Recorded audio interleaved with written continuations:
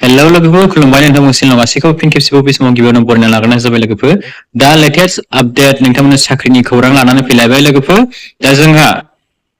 latest update होनोब्ला लोगोफोर जोंहा फैबाय थानाय 22 डिसेम्बरावहाय नोंथांमोननो एपइन्टमेन्ट लेटारखौ होसिगोन दै लोगोफोर दा मानि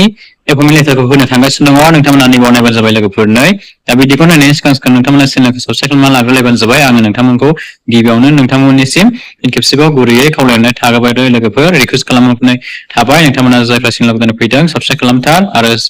लोगोफोरनो भिडिअखौ शेयार खालामना हो दा नोंथांमोननो लेटेस्ट आपडेट्सआ जाहैबाय नोंथांमोननि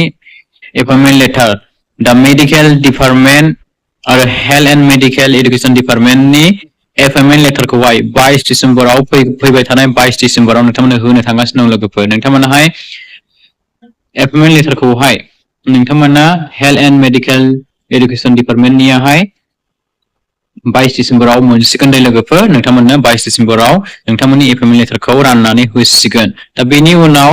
दा नैबे appointment letter health and medical education डिपार्टमेन्टनिखौ 22 डिसेम्बराव होखांनायनि उनावहाय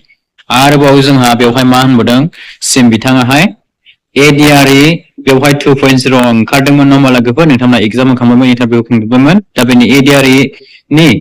2.0 नि बेवहाय एपइन्टमेन्ट लेटारखौबो होसिगोन होननानै बेवहाय लिरनानै होदों दै लोगोफोर गावनि